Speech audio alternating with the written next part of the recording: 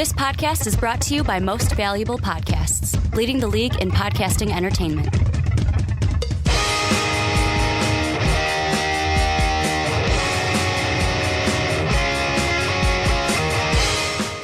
What's up, everybody? Ricky Widmer here, along with the one, the only, that's not what I do. Dub them ease. that is Brandon's thing, okay. I'm gonna get it this time. I'm like, this is not the Primetime Podcast. Nope, we're talking about real football. What's up, everybody? Ricky Widmer here, along with the Mark Weber. Dub them ease. And we are back for another edition of the Onside Kick here on Most Valuable Podcast. If you're on YouTube, hello. It is great to see your faces clearer than we usually do since we got the new camera. And if you're on Blog Talk Radio, iTunes, or Stitcher, it is great to be talking into your ears or ear holes, as some people may Also say. a little bit clearer thanks to the new camera. Thanks to the new camera, you can now hear us better as well. But thank you guys for joining us today. And Mark, we're going to continue our kind of preview journey through the NFL, and the thing that people might notice about this week is, oh, guys, you've been doing an AFC, NFC kind of a trend. Alphabetical. And now we are flipping it on you and doing another NFC division, mainly because the beast. You will not be here Nope. for 2 weeks. You will miss a week in between this one and that one. Sean will be here and wanted to talk about his Patriots. So we're going to do the NFC East today. He likes that team for some reason. Yeah, he does. I mean, Super Bowl champions, I guess they're pretty good. But we're going to be talking about the Eagles, the Redskins, the Giants, the Cowboys, and we're going to start. Let's get right into it. Let's start with the Eagles. And the thing I want to start with here is something Dave and I talked on a previous podcast about, which is the additions, the two big additions in my mind for this team. Yes, they get Carson Wentz last year, but they went out this offseason, got themselves Alshon Jeffrey and Torrey Smith to go along with Jordan Matthews to be a 1-2-3 starting wide receiver core to give Carson Wentz weapons to throw to. Yeah, which is important because, as anyone in the comment section is going to probably point out, is the fact that Carson Wentz had a really good season. And I know he came off really hot, and we were all really excited, and we were ready to crown his ass. But I had the I told you so's ready. You certainly did. But then he kind of came back down to normalcy a little bit. But he still put up, 3,700 yards last year. He still did a really good job. And who's he throwing the ball to? Not too much out in Philadelphia last year. So, I mean, it's pretty simple. The guy did well with nothing. Give him something, and he can do better. And Alshon Jeffrey, he might have some question marks due to the injury, due to the PEDs last year in Chicago, but should be a really great weapon. He's going to be that highlight kind of real wide receiver. With Torrey Smith as well, I mean, that's another one of these ones where had those amazing moments, those great times, and then kind of fell back down to the earth as well a little bit, and now you're hoping that having Alshon Jeffrey on the opposite side can help out. Having Jordan Matthews, who it was the bright spot last year, that's going to be something that hopefully, of course, Zach Ertz as well, is going to give Carson Wentz a lot of options to throw the ball to. Well, and the thing that I look at, and the thing that I first think about is the two things that I could see both Alshon Jeffrey and Torrey Smith bringing to this team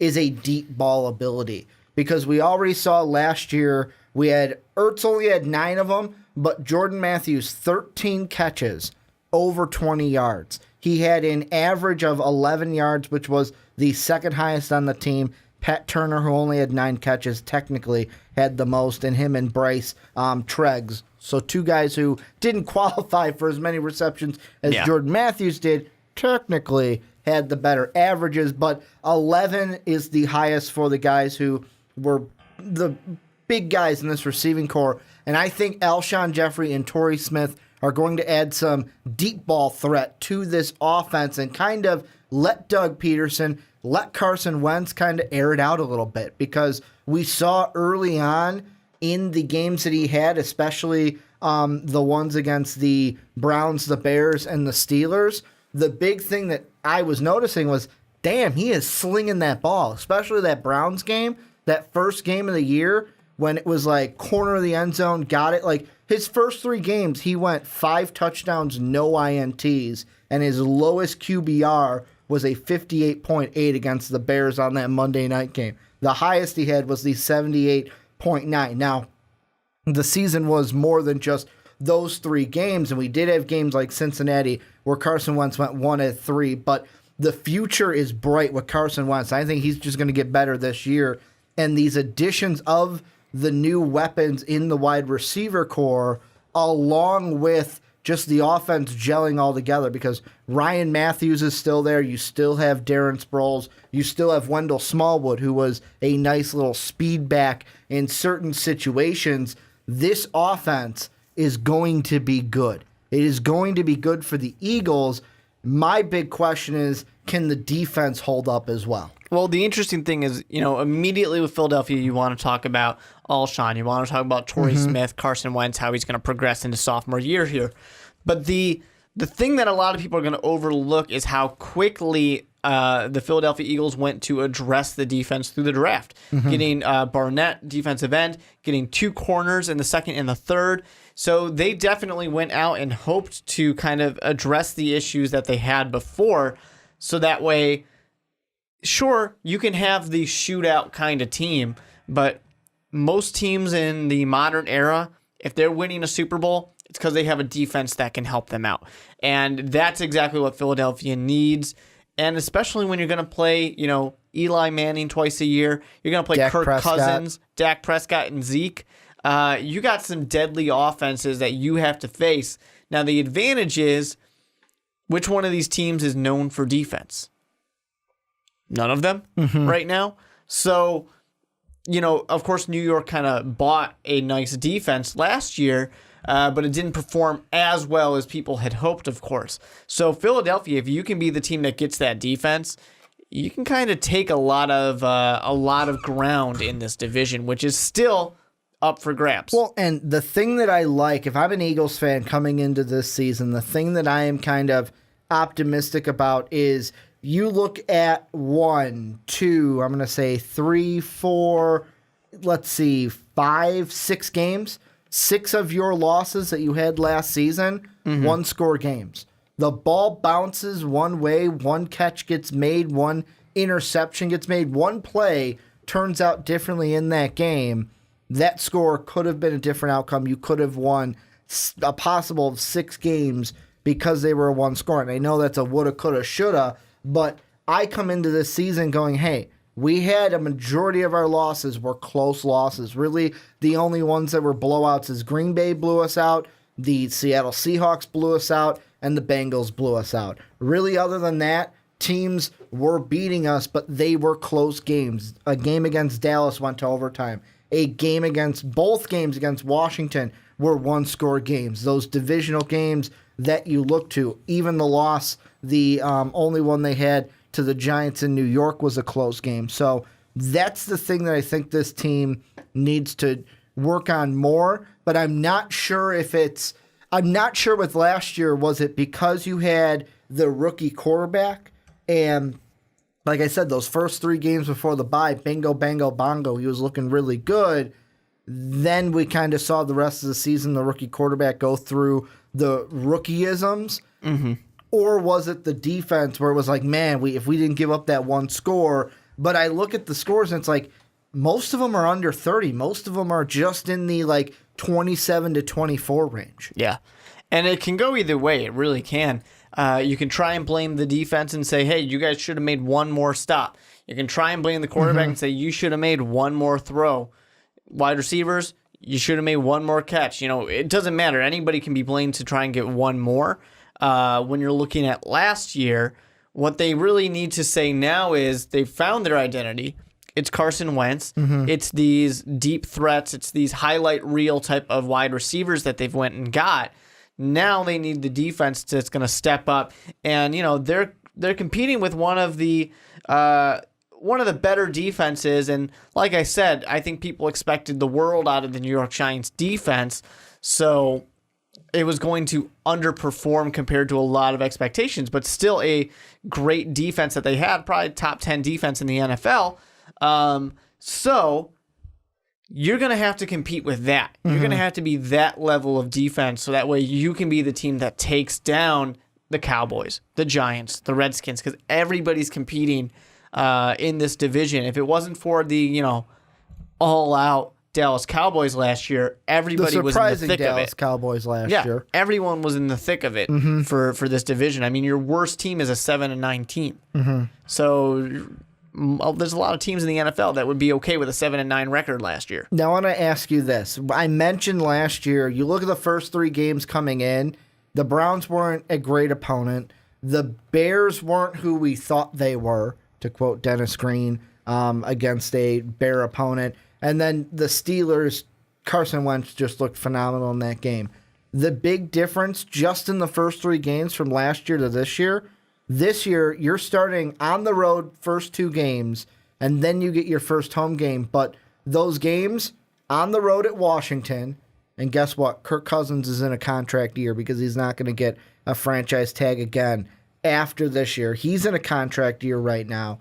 You have Kansas City, which is a solid team from the AFC, and you got to go to Arrowhead, one of the loudest, if not the loudest stadiums to play in the NFL, if not of all of sports. And then you get to come home, but oh wait, you get the new and improved New York Giants, who added players of their own, former Chicago Bears of their own as well. I look at just this top 3, and I go, I am not as positive that this team starts 3-0 like they did last year. It's not like it's, the season's over, we started 1-2 or 2-1, but you're going to have a little bit of a harder schedule this year than you did last year. Yeah, it'll be tough for sure. And part of that's just going to be that teams have had a whole year to prepare for Carson Wentz. And, it's not like Torrey Smith is a new wide receiver. It's not like Alshon is new to the NFL. So they're familiar with these type of guys. The difference is going to be for the Philadelphia Eagles is that defense. If that defense comes and they're ready to play and they're ready to shut down opposing quarterbacks and opposing teams, then this team is really going to make a splash. Not that the offense can't be out there making the splash as well, but if this defense comes to play, if this defense is going to be a team that, is improving upon that points against, which was already 20 points against last season, that's definitely good, but you bring that down even more, this defense is going to be an elite defense in the NFL. And you can tell that they're going for it by getting a pass rusher, by getting 2 corners to kind of shore up and stop the passing game. And what I find humorous about that is I know the depth charts aren't finalized, but even early on, and I'm looking at ourlads.com for their depth charts, like right now, Derek Barnett is technically the 3rd right defensive end behind Chris Long, behind Vinny Curry. And then you look at guys like Sidney Jones, who you mentioned. Technically right now, they have him as a 3rd string wide receiver behind Gratz and Mills, and also Douglas, who they drafted as well in the 3rd round, behind Robinson, behind Brooks. So these rookies aren't going to be expected to be just thrown into the fire right away, because I look at it, you got Chris Long on one side, who had come from a great culture and a great organization in the Patriots. Brandon Graham isn't that bad on the other side, and I know Eagle fans are going to get mad at me for saying, well, he's not that bad, but, I mean, you've got guys on this defense, Fletcher Cox, Timmy Jernigan. You have guys on this team, on this defense, to where the rookies coming in don't have to do too much.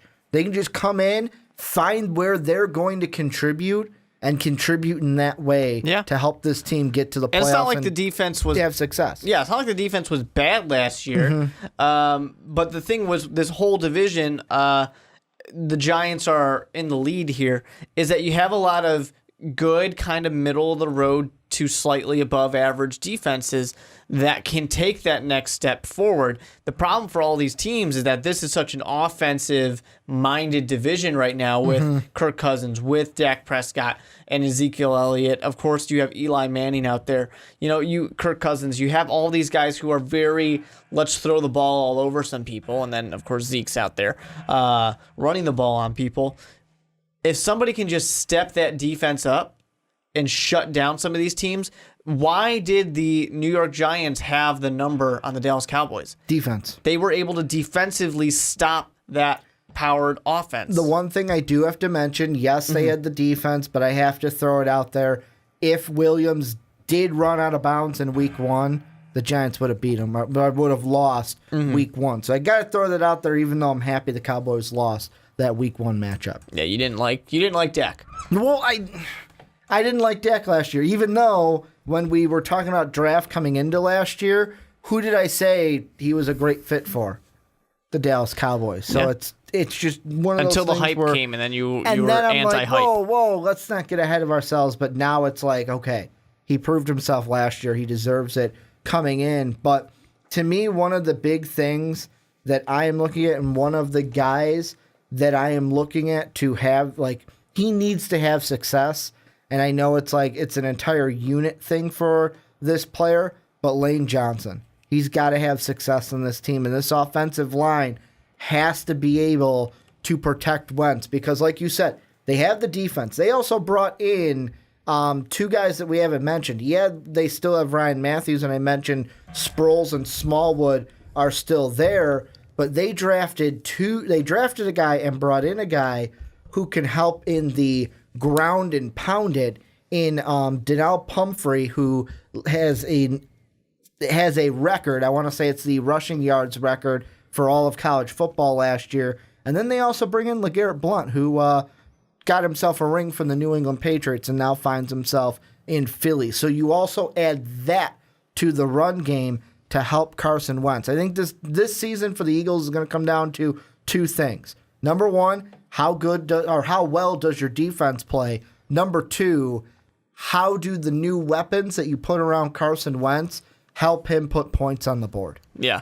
And it's going to be smart decisions, too, because the rookie quarterback going into his sophomore year, I mean, he threw 14 interceptions last year, and you got to see that come down. You got to see smarter decisions, and it's going to be a hell of a lot easier when you have some of the better you have better weapons out there to throw the ball to. Alshon Jeffrey, not far removed from being thought of as a top elite wide receiver.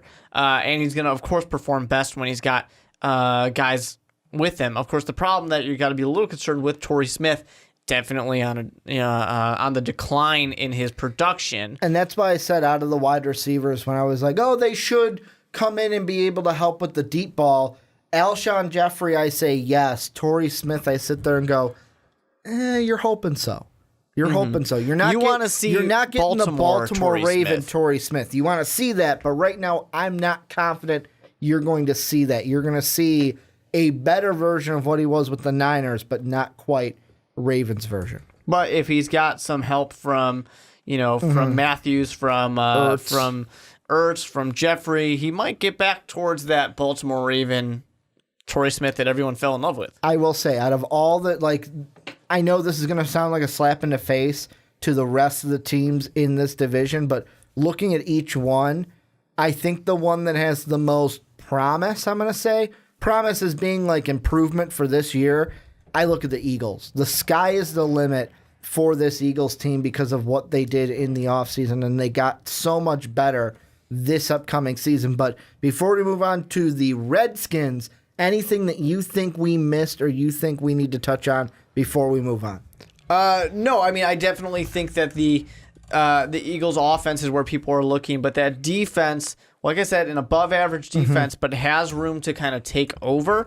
What I would love to see out of the Philadelphia Eagles is increase their turnovers, because they weren't far from leading the NFL in interceptions, takeaways. The problem was just that they also were giving the ball away as well. So fix that differential, and that's going to do a lot for this team. Well, this is where we're going to flip the conversation onto you guys. Let us know down below in the description, what do you guys think? How are the Eagles going to do? What do you think of the new pieces, the new toys that Carson Wentz gets to play with this season? And then just your overall thoughts for this team heading into the 2017 season.